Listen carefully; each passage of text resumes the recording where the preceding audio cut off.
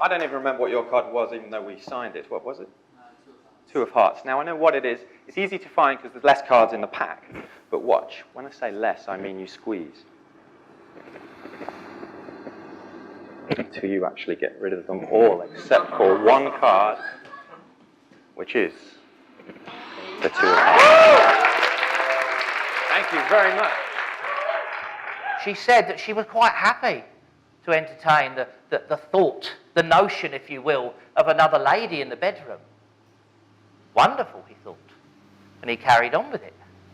And when it came time to get everyone together, and they did, they were just about to kick things off as it... they were just about to kick things off, as it were. And his wife stood up. And she said, this was a test. This was a test of our relationship. To see if you go through with it, and you bloody well will. And she left him the next day, gone, out the door.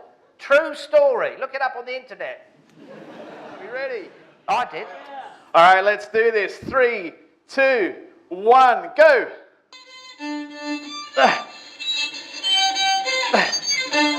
Feel free to throw the balls all together, great. Yes, stop. What do we got? 1683. 1683! I just got engaged. Thank you. Now, people say they don't get married until same-sex marriage is legal. And the first time I heard the word same-sex marriage, I thought, what? Does that mean once you get married, you start having the same sex every time? Not sure if I want that. And why are so many people campaigning for it? I don't know. I don't understand it.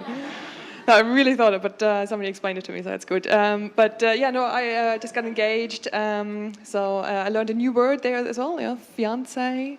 It's a new word. Sounds very much like financer, I think. In Australia, I don't know if you guys have noticed, but we've got our own racists now. Yes! They've got a little Facebook page and shit. You heard about these people, like Reclaim Australia, United Patriots Front, you heard about them? Like our own little KKK without tradition, right? Not quite as much dress up, but still good about it. I really like them because they put out videos on social media, and so I can make fun of them without ever having to smell them. It's great.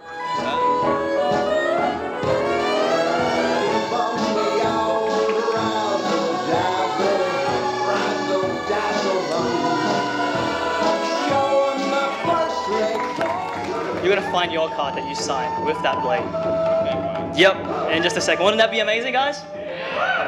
Wonderful. All right. 1, 2, 3.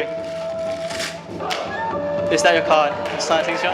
Big round of applause as he makes his way back on the stage, and you may keep that as a souvenir for yourself. That's what it is, though. I don't remember anyone coming into my house and leaving without being fed.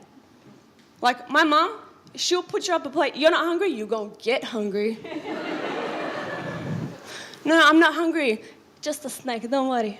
Just a snack. It's like has a mountain of food. Don't worry, it's just a snack. She'll feed anyone from the postman to the plumbers to the religious door knockers. Like, my grandma's the worst at this. She'll be like, excuse me, ma'am, do you have a moment to talk about Jesus? Darling, sorry, no time, family dinner, gotta cook pita. Wait a minute. It's okay, you take first snack. You take for a snack, don't worry about it. Because you need sustenance, the wrist action all day probably gets tiring, poor things. I'll just quickly take a sip of the drink. I'll put it behind the mat. And now, it's just an ordinary bamboo mat.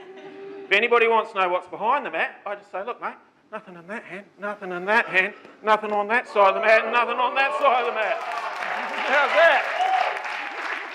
And I thought it was a cross, but it's a T, is that correct? Yes. And the B is not a B, it would be a then G, is that correct? Yes.